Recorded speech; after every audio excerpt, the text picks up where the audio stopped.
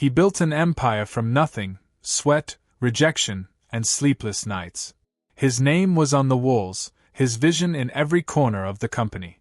But one ordinary morning, when he walked through the same doors he once opened for others, security stopped him. But before the headlines, before the confrontation that would shake an entire industry, Marcus Ellison lived a life built on quiet determination. He wasn't born into wealth, privilege, or power. Every inch of success he earned came from long nights, endless rejection, and a vision no one else could see. From a small one-bedroom apartment to the glass towers of his billion-dollar company, Marcus's journey was a blueprint of perseverance. He believed that if you worked hard enough, played fair, and kept faith in yourself, the world would eventually catch up. And for a while, it did. His company had become a symbol of progress, a place where innovation met diversity. The sun had barely risen when Marcus decided to stop by the headquarters unannounced, a simple visit, something he'd done countless times before. He wanted to walk the floors, talk to his employees, feel the pulse of what he'd created. He parked his car, adjusted his tie, and stepped into the lobby, a place that should have felt like home. But something was different. The new security team didn't recognize him. Their eyes lingered too long. Their posture stiffened. Marcus smiled, confident it was just a misunderstanding. After all, how could they not know the man whose name was engraved on the building's entrance? Still, there was a hesitation, a silence that cut through the air like static before a storm. And in that silence, something inside Marcus shifted. It wasn't fear. Not yet. It was that quiet, familiar sting of being seen for what you look like, not for who you are. He didn't know it then, but this moment, this small... Marcus stood in the middle of the lobby, the air thick with quiet judgment. The hum of conversation around him felt distant, muffled, as if the world had suddenly slowed down. One of the guards stepped forward, his tone polite but sharp around the edges. "Sir, this area is for employees only." Marcus blinked. "I know," he said with a calm smile. "I built this place." The guard didn't flinch. Another joined in, hand resting on his radio. "We'll have to ask you to wait outside." A few employees nearby glanced up from their desks. Some whispered. Some stared. None spoke.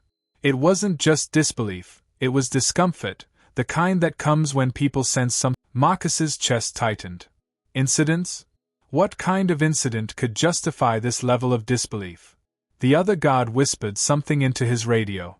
Seconds later, a manager hurried over, a young white man in a crisp blue suit, eyes wide with confusion. He didn't recognize Marcus immediately. Not surprising. The company had grown so large, Marcus no longer knew every face. "Is there a problem here?" the manager asked, glancing between Marcus and security. Before Marcus could answer, one guard spoke first. "This man's trying to enter restricted areas. Claims he's the owner." The manager hesitated. Looked at Marcus again. Then at the ID. His mouth opened, then closed. "I'm sorry, sir," he said finally, voice soft, cautious. Marcus's heart pounded. He could feel eyes watching from every corner, the receptionist pretending to type, an intern recording quietly on her phone, someone whispering, "Who is he?" It wasn't just humiliation, it was erasure. He had built this world brick by brick, and now he was being treated as a trespasser within it. "I'll wait," Marcus said quietly, forcing composure. "Do what you need to do." Minutes dragged into half an hour. The guards kept their distance but didn't let him move. Every passing second was a reminder that no amount of money, power, or success could change what they saw when they looked at him. Then, something shifted. The manager returned, pale and nervous. "Sir, I think there's been a misunderstanding," he said, voice trembling. "The database confirms, you're Mr. Ellison." But the apology didn't come. Not from the guards, not from the crowd. Just silence. Marcus stared at them, waiting for someone to acknowledge what had just happened. No one did. The humiliation lingered in the air like smoke. He turned and walked toward the elevator, every step echoing louder than the last. Inside, The reflection staring back at him didn't look like a billionaire, it looked like a man exhausted by proving his worth in a world that refused to see it. As the elevator doors closed, Marcus's hands trembled, not from anger, but from the realization that this wasn't an isolated moment. It was the echo of a lifetime spent walking into rooms where people doubted he belonged. And he wasn't the only one. By the time he reached his office, his assistant had already heard the story, through whispers, messages, and a viral clip spreading online. The incident had been recorded. Within hours, millions would see it. Millions would weigh in, judge, debate, and dissect what had happened. Some would call it racism. Others would call it an overreaction. But Marcus knew the truth. This was the kind of wound that doesn't bleed, but it scars. He sat in his chair, the skyline stretching before him, and felt the weight of every black entrepreneur who had faced the same silent disbelief. The idea that success was conditional, respect negotiable. Outside his office door, the guards still stood. Same faces. Same posture. But now, they knew who he was. Marcus exhaled slowly. Power didn't protect him, it only made the fall more public. And as the day faded into night, one thought haunted him more than the humiliation itself.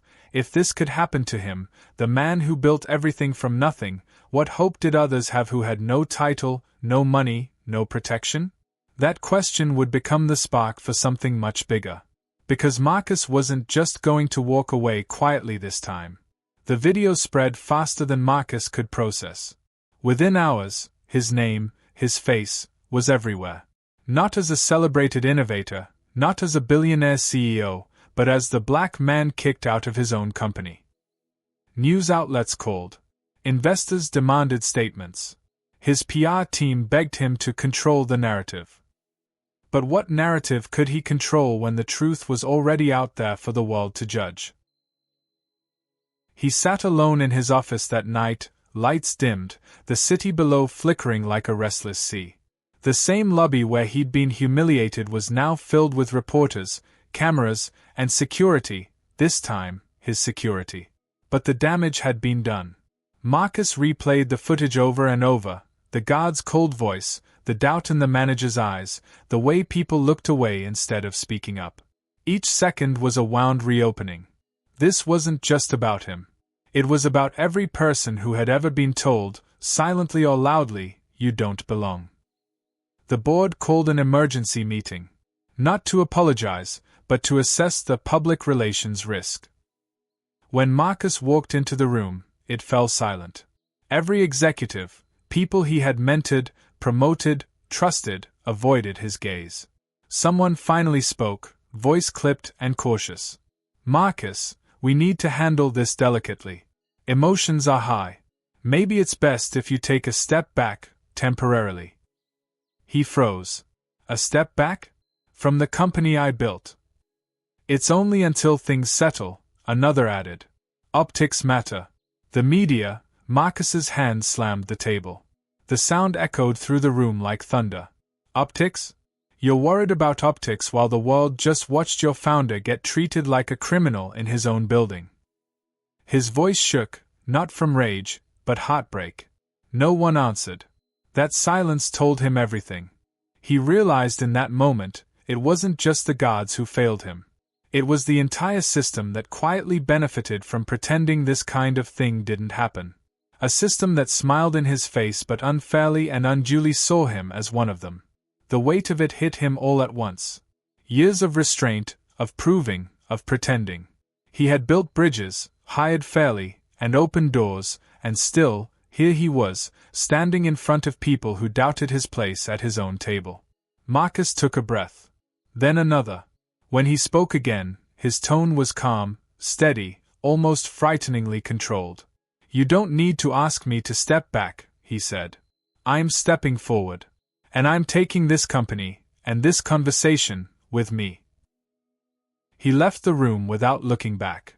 Cameras flashed as he stepped outside into the night air, reporters shouting his name. For the first time, he didn't hide behind corporate statements or polished interviews. He spoke directly, to the people watching, to those who knew what it felt like to be unseen.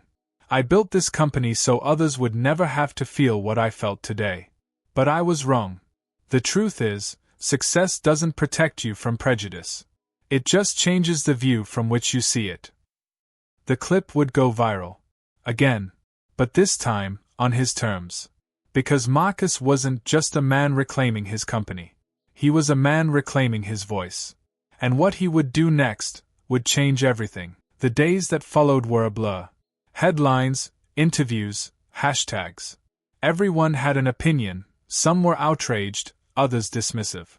The same people who once praised Marcus as a symbol of progress now dissected his story like a case study. But Marcus didn't want sympathy. He wanted truth. He refused to let the moment fade into another viral headline lost in the algorithm. Instead, he used it. Within a week, Marcus launched an initiative, the Belonging Project. A program dedicated to exposing silent discrimination in corporate spaces and empowering young entrepreneurs of color to own their voices, their vision, and their power. He opened his story to the world, not as a victim, but as a mirror reflecting the reality so many live every day. Interviews turned into conversations. Conversations turned into movements. Employees, those who had once looked away in that lobby, came forward with apologies, stories, and realizations of their own. For the first time, people weren't just talking about diversity. They were talking about dignity. But Marcus knew change wasn't about press releases or polished statements. It was about accountability, the quiet kind that lives in people's choices when no one's watching. One morning, he walked through the same lobby again. Same marble floors. Same glass walls. But this time, no one stopped him. People greeted him by name. The guards nodded with respect. Not because they had to, but because something had shifted. It wasn't perfect. It never would be. But it was a start. Marcus paused in front of the company's mission plaque, a line he had written years ago but never truly felt until now. We don't build success by excluding others. We build it by lifting each other higher. He smiled softly, the memory of that humiliating morning still sharp, but no longer defining. What had started as a moment of injustice had become a